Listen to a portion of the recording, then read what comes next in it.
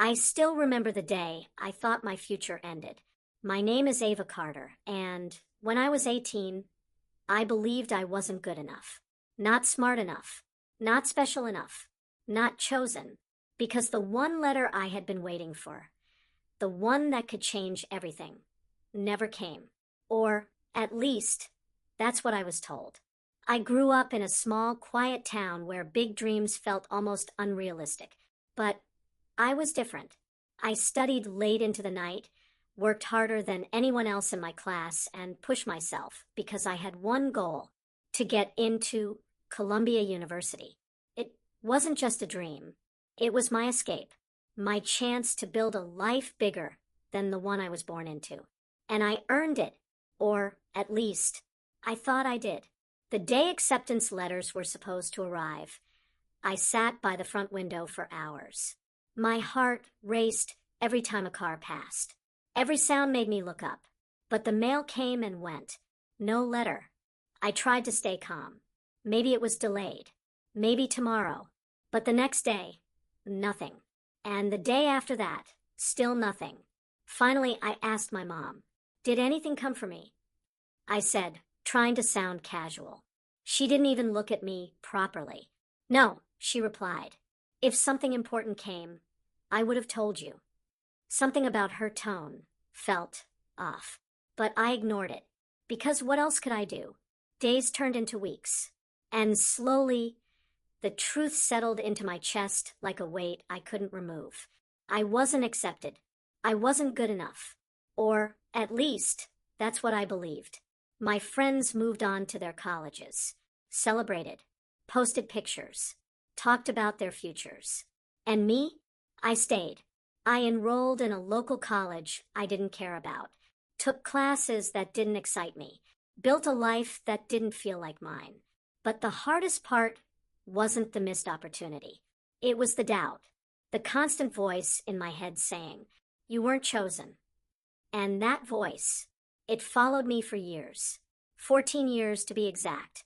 Backhand index pointing right. But what I discovered one random afternoon proved that everything I believed was a lie. 14 years later, I was cleaning out my childhood home.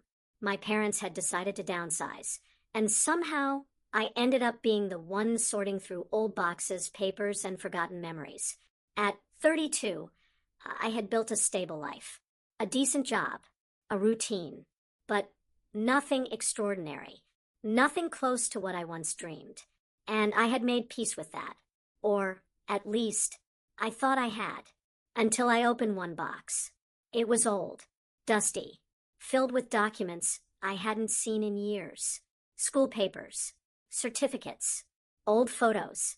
And then, I saw it, a thick envelope, yellowed with time. My name written clearly across the front. Ava Carter. My heart skipped, because I recognized the logo instantly. Columbia University. My hands started shaking. "No," I whispered. This wasn't possible. I carefully opened it, pulled out the letter inside, and read the first line. "We are pleased to inform you." Everything around me went silent. The world didn't just stop. It shattered, because in that moment, I realized something that made my stomach turn. I had been accepted. All those years ago, I had been chosen. My breath became uneven. My chest tightened. 14 years.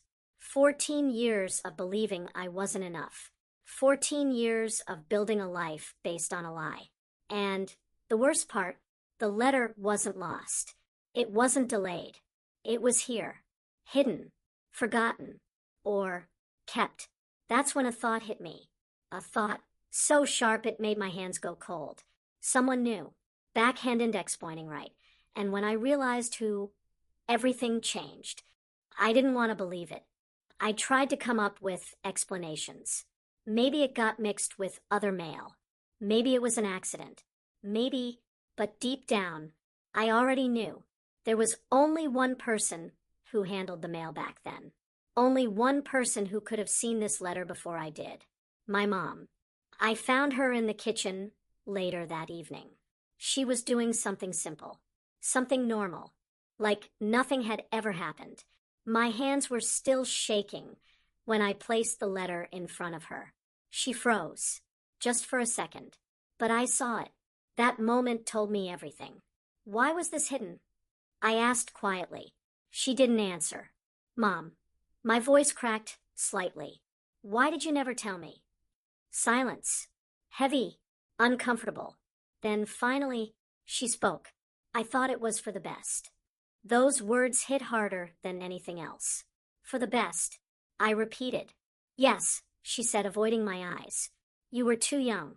Too far. I didn't want you to leave. The room felt smaller. You didn't want me to leave.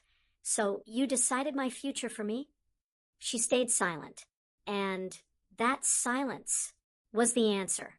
I stepped back slowly. Because I wasn't just hurt. I was broken. This wasn't a mistake. It was a choice. A decision made without me. A life taken without my permission. Backhand index pointing, right? But what I decided to do next changed everything. That night, I didn't cry.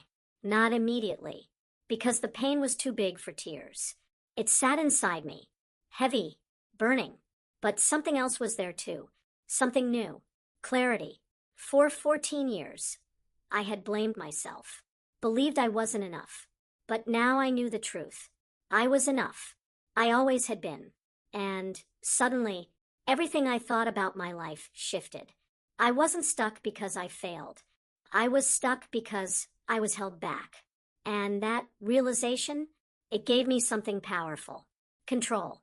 Backhand index pointing, right. And for the first time, I decided to take it back. I didn't go back to Colombia. That time had passed. But I did something more important. I stopped living the life that was chosen for me and started building the one I deserved.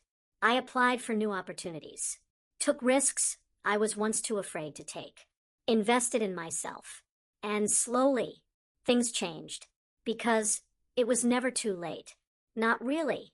Backhand index pointing, right? But the final moment came when I faced her again. I didn't scream at my mom. I didn't argue. Because some truths don't need volume. They need clarity. I lost 14 years, I said calmly. She looked down. I'm not here for an apology. I continued. I'm here to tell you. I'm taking my life back. And, for the first time, I meant it. If this story touched you, remember this. Sometimes, the biggest obstacles in our lives aren't strangers.